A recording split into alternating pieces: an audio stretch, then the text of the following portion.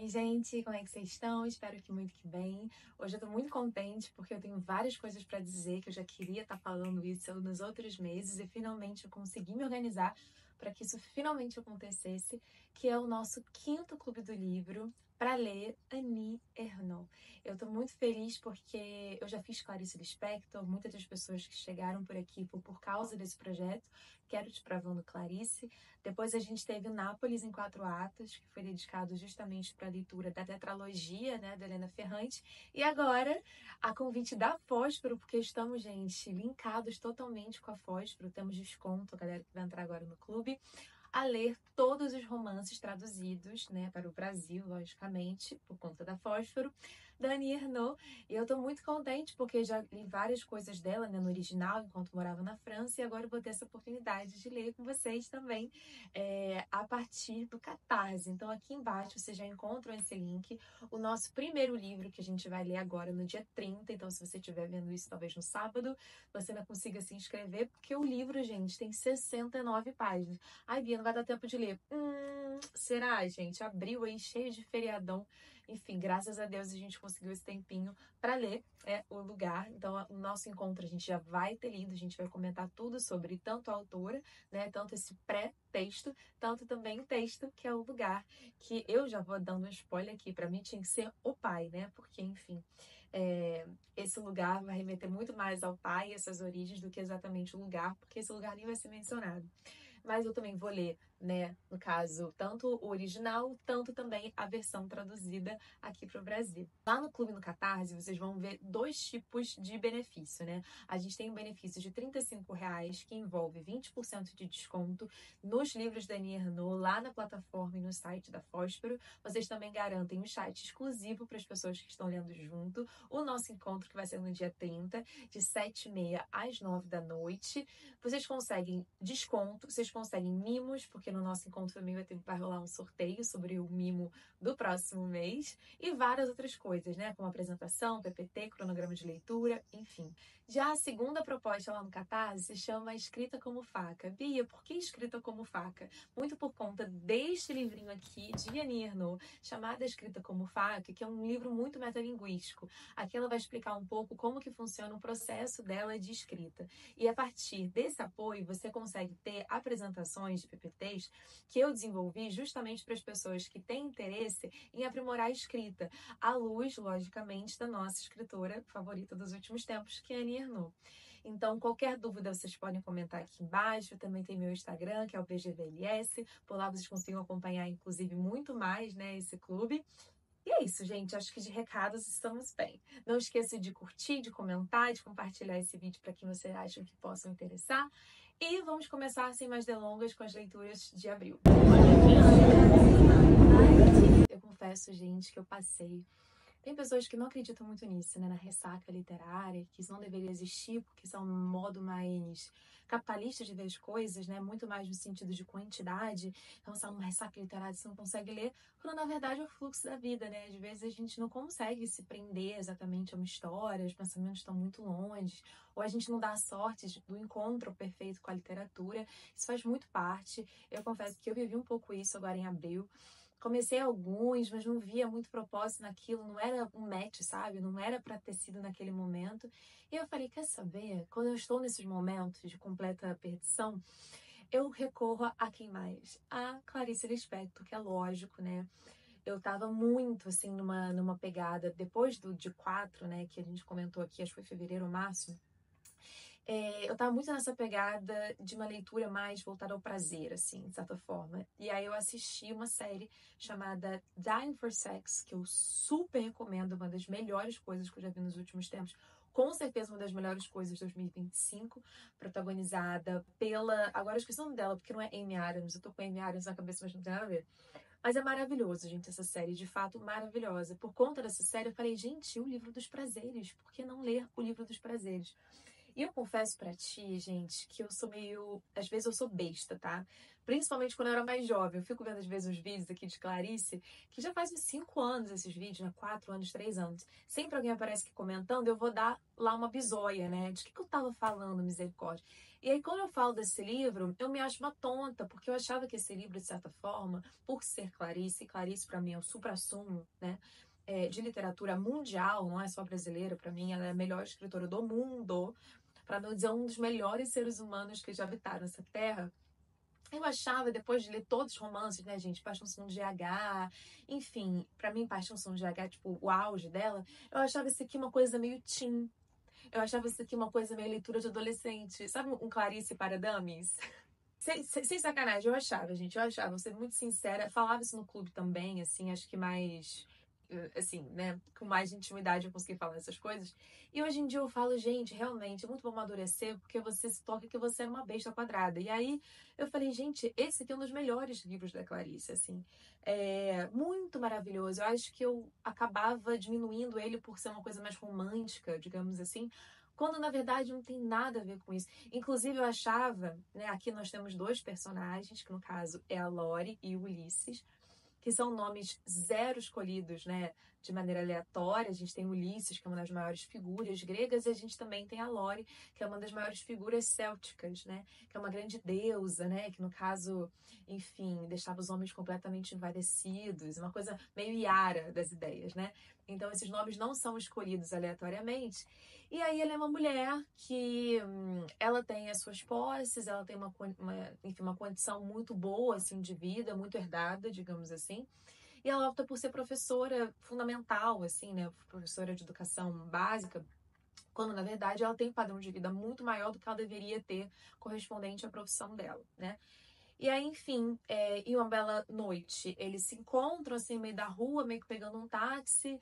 Ele chega nela e ela, enfim, recua. E ela vai recuando durante todo o livro, nesse sentido desse encontro romântico. E ele tem muita paciência, digamos assim, né? Ele fala que ela tem que estar preparada, né? Quando você estiver preparada, por isso que ela percorre essa aprendizagem, né? Por isso que o nome do livro... Cara, a Clarice é muito gênia, né? Ela bota um ou. Nossa, gente, eu nunca vi nenhum tipo de livro que é assim, né? Uma aprendizagem ou o livro dos prazeres. Você escolhe o sentido ou o título que você queira dar. Você pode dar ênfase na aprendizagem ou você pode dar ênfase nos prazeres, no livro dos prazeres. Mas, de qualquer forma, é um livro que realmente começa com uma vírgula, termina com 2 pontos, entendeu? Clarice tem uma liberdade, assim, na sua criação, que é algo invejável, assim, sabe? E conquistada a duas penas por muitos romances. E ela chega nesse, para mim, é uma das maiores coisas escritas, no sentido de aprender a lidar com a vida, com as frustrações, com o amor, com a expectativa, com o encontro em si.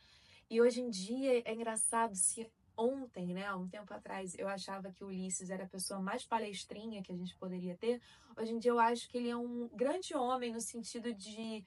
É muito raro hoje em dia no encontro romântico a gente ter uma pessoa que luta por um relacionamento. Eu tenho pra mim essa teoria, assim, hoje em dia a gente descarta com muita facilidade, a gente já, é red flag, ou não, então não. Porque assim, se a gente fosse pelo critério da red flag, isso aqui já teria acabado no segundo capítulo, né?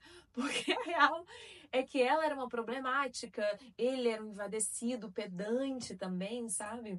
Mas eles se escolheram de certa forma e não deixaram um ou outro escapar ali, sabe? Pelo menos da retina, no sentido de não é agora, mas vai ser um dia. E aí, quando ele finalmente enche o saco, digamos assim, ele fala: Olha, você sabe onde eu tô, você me procura, esse é meu endereço, chega quando você quiser. Aliás, nem me avisa que você tá chegando, porque eu não curto muito isso. Chega quando você quiser, que eu vou estar preparado para você. E aí, eles têm esse encontro, né?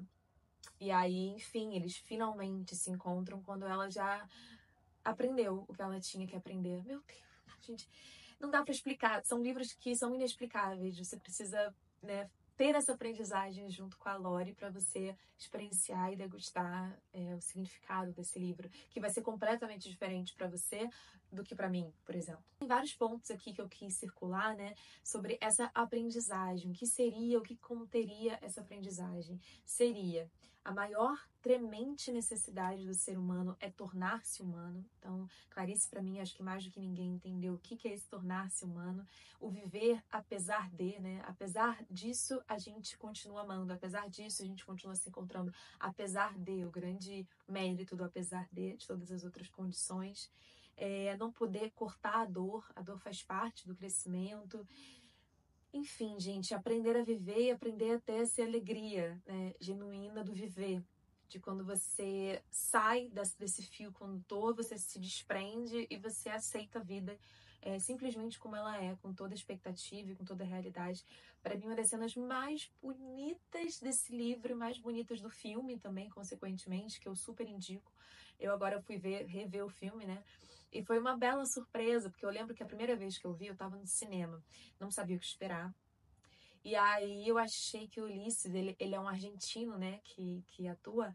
Eu não entendi o que ele falava, eu ficava desesperada. Eu falava, meu Deus do céu, eu não entendo o que ele fala. É tipo Humberto Carrão no filme do Ainda Estou Aqui, que você não entende o que ele tá falando, é meio constrangedor. E aí eu ficava, meu Deus, não tô entendendo. Sem contar que o filme também não pega ipsis literis das cenas. Eu queria que as cenas demonstrassem exatamente as falas, porque as falas daqui são tão primorosas que eu acho um pecado.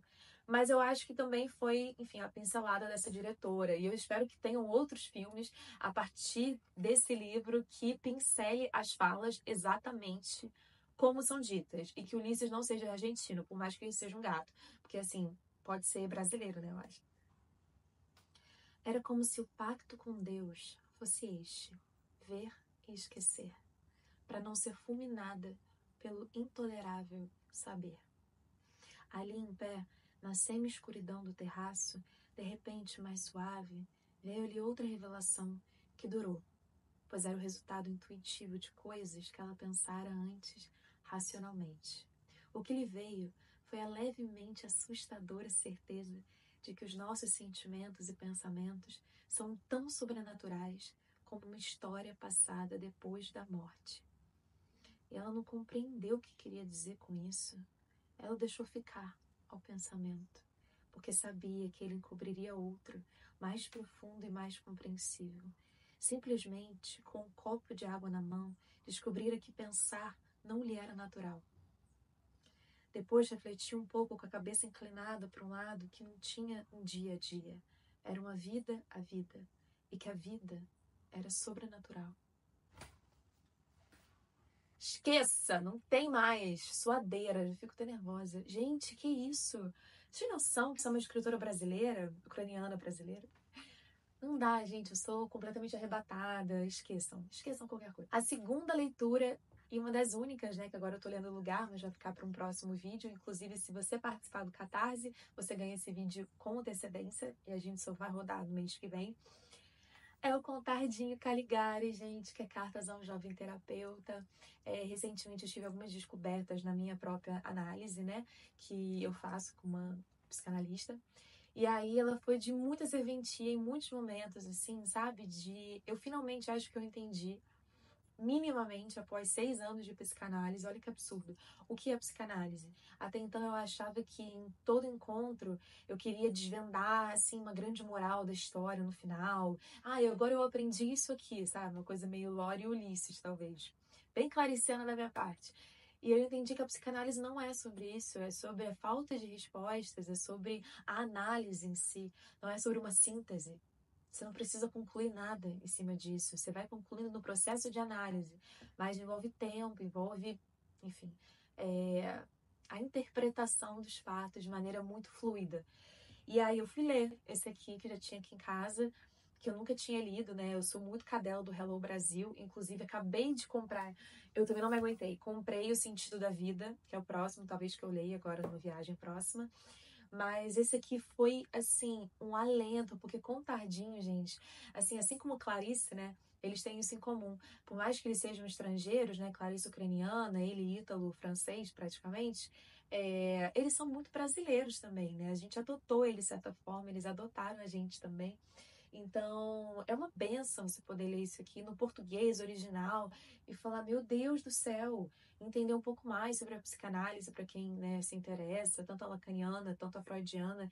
Ele vai dissecar aqui várias perguntinhas. É bem num modelo, assim, Cartas a um Jovem Poeta, por exemplo, só que voltado para psicanálise. E também, gente, assim, é genial. Vou pegar aqui algumas partes que eu mais gostei. Estava perguntando assim, né? Meu jovem amigo, imagino que você ainda não tenha decidido qual será a sua profissão. Você estaria procurando nesse livro alguma indicação para descobrir se quer mesmo se tornar um psicoterapeuta. Estaria perguntando, antes de começar uma formação, que vai durar no mínimo uma década e custar uma nota preta, será que há como saber se eu tenho o que é preciso para dar certo? E aí ele vai falando que o psicoterapeuta ele encontra uma atitude que é uma mistura de temor com escárnio dos seus próprios pacientes. Que se você imagina um ego sobressaltado, né, ou ganhar muitos presentes e muitos condecorações, como um médico de família poderia ganhar, por exemplo, esqueça. Porque o psicanalista ele vai ser rechaçado, ele vai ser humilhado, ele vai ser, enfim, enganado por muitos dos seus pacientes que não pagam, que não vêm, que mentem, que atrapalham, ou, enfim, pessoas que não levam a psicanálise a sério por não ser, né, uma ciência exata, que não sei o quê. Enfim, funciona assim. Ao redor das mesas de jantar, puxa, esse cara aqui do meu lado, ele é psicocoiso. Vai ver que ele sabe ou entende sobre mim, as minhas motivações, mais do que eu mesmo sei sobre mim, e certamente mais do que eu gostaria que os outros soubessem. A medida protetora mais banal é o ataque. Ai, você é psicanalista? Justamente eu acabo de ler uma matéria. Onde é que era? Sabe aqueles americanos que provam que a psicanálise é uma baboseira? Enfim, vai trazer também um belo contexto, assim, né, de maio de 68, na França, com essa questão do Lacan, como que ele conseguiu tantas pessoas para estudarem nesse mecanismo de ter mais analisandos do que analistas, e depois o boom que isso deu, que isso se inverteu. Enfim, gente, leitura básica para quem gosta desse assunto, viu? Muito gostoso, muito gostoso.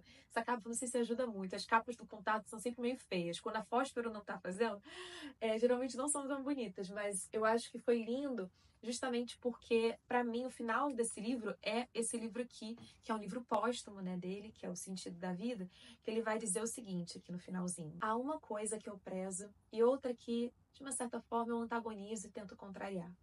Eu prezo a qualidade da experiência vivida. Mas a qualidade não é uma questão de agrado ou desagrado. A qualidade da experiência é a função da intensidade com a qual nos permitimos viver. O destino, digamos assim, nos serve pratos variados. Alguns dolorosos, outros jocosos e festivos. O importante para mim não é que os dolorosos sejam evitados. O importante é que todos sejam saborosos, ou seja, que topemos saboreá-los. Muito mais trágico me parece o destino de quem atravessa a vida sem se molhar, como se os eventos, felizes ou nefastos, escorressem sobre a pele como água sobre as plumas de um pato. Quem atravessasse a experiência anestesiado, sem gritos, pavor, risos, teria jogado fora o dinheiro do bilhete na montanha-russa.